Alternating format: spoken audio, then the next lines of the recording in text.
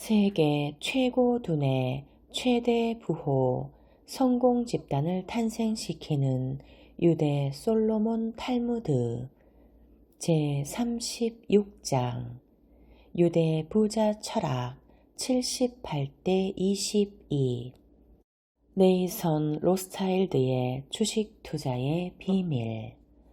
마이어의 셋째 아들 네이선 로스차일드는 영국으로 건너가 솜, 털실, 담배, 설탕 등의 상품 거래에 손을 대어 잠깐 동안에 큰 부를 쌓았다. 이 전설적인 사나이는 겨우 몇 시간의 주식 매매로 그때 돈으로 수백만 파운드라는 천문학적 벌이를 했다. 그리고 여느 때처럼 거기에는 큰 비밀이 있었다. 1815년 6월 20일 런던 증권거래소에는 아침부터 긴장된 분위기가 감돌고 있었다. 사람들은 몇 번이고 로스차일드의 기둥을 보았다.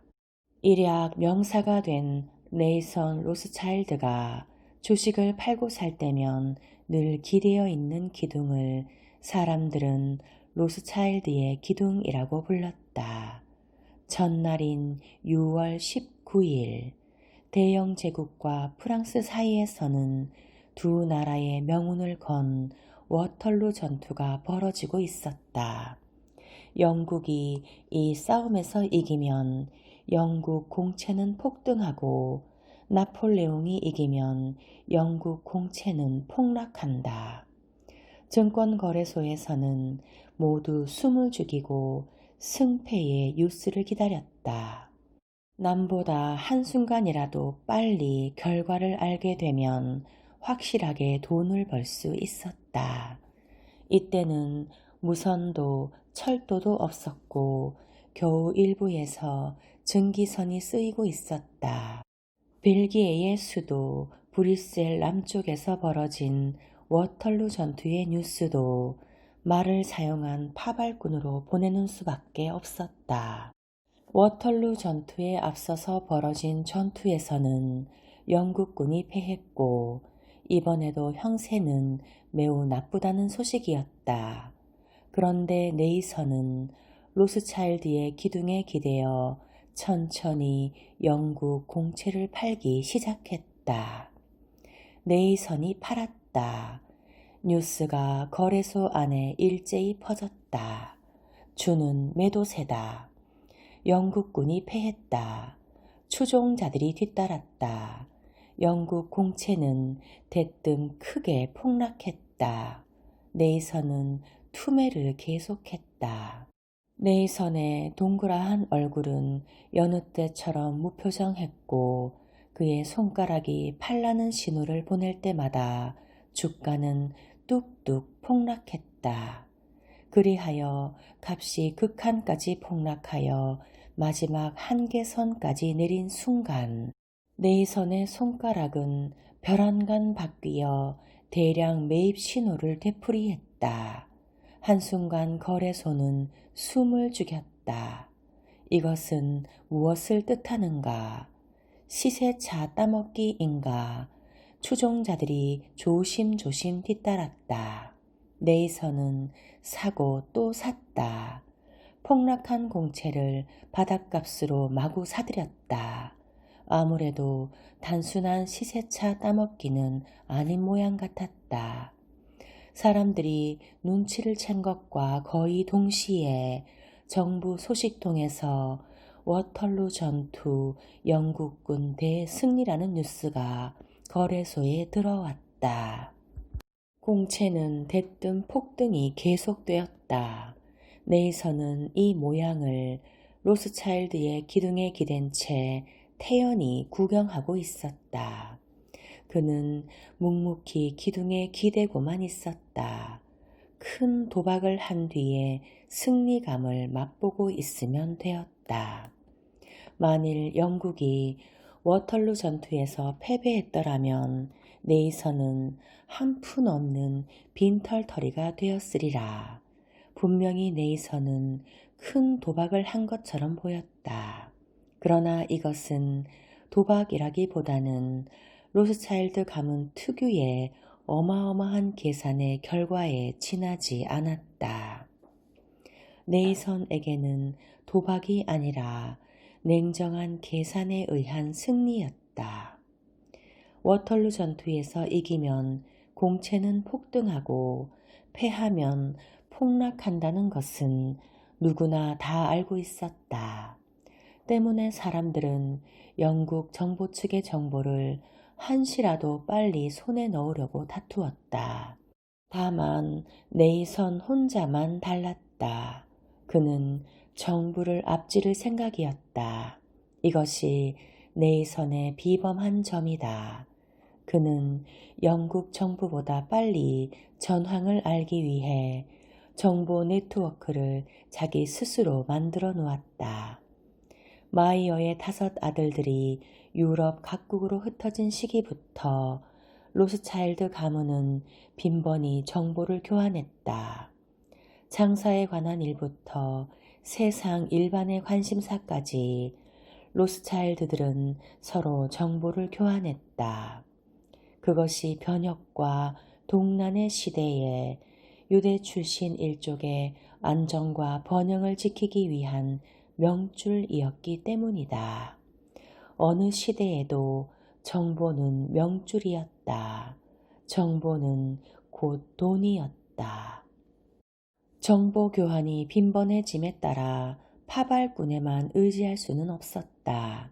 그래서 그들 일족은 유럽 전역에 걸쳐서 빠르고 안전하고 믿을 수 있는 자기들만의 정보 네트워크를 만들어 놓았다.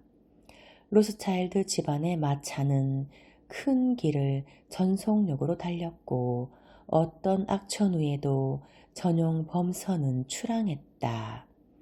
로스차일드 정보 시스템은 해마다 정비되고 충실해졌다. 이 정보 시스템은 지금까지의 역전우편을 훨씬 능가하는 기동성을 갖게 되었고 영국 정부의 정보망조차도 능가했다.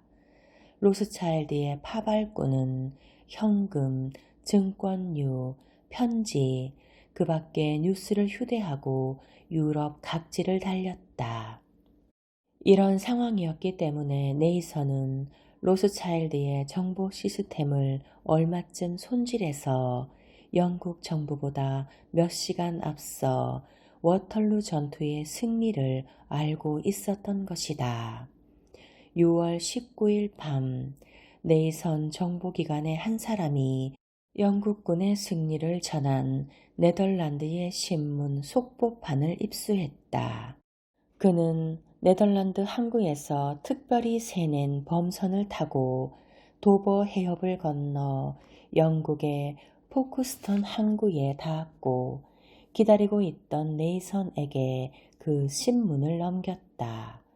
영국군의 승리를 전하는 톱뉴스 몇 줄을 본 네이선은 곧 런던으로 전력을 다해 마차를 몰았다.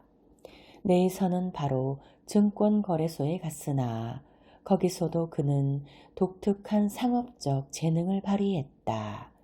보통 사람이었다면 곧 영국 공채를 사러 달려갔을 것이었다.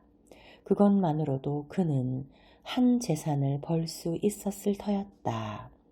그러나 아무도 영국군의 승리를 모른다는 것을 눈치챈 네이선은 함정을 팠다. 먼저 공채를 팔자고 내놓은 것이다. 팔고 팔아 마구 판 뒤 서서히 영국군이 승리한 정보가 들어오기 직전에 사들이기 시작했다.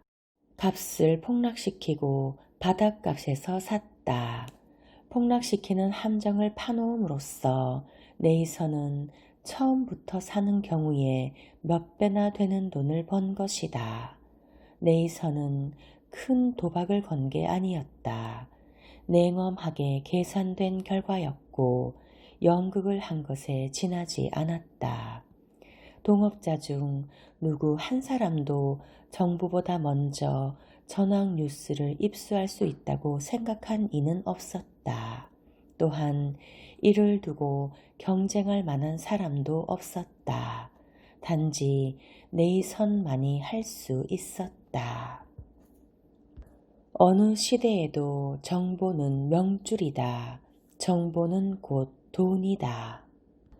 눈물과 웃음의 예지, 유대인의 유머. 견본을 휴대한 설교자. 켈름의 설교자는 지옥을 실감나게 묘사하는 전문가였다. 그는 악한 사람들은 지옥에 들어가면 마실 물 없이 매운 음식만 주기 때문에 고통을 면치 못한다고 말해주곤 했다. 어느 날 민스크를 여행하고 있을 때 그는 유대인의 음식 율법을 엄격히 지켜서 마련한 도시락 가방을 꺼냈다. 당시에 그는 여러 번 설교를 할 예정이었다.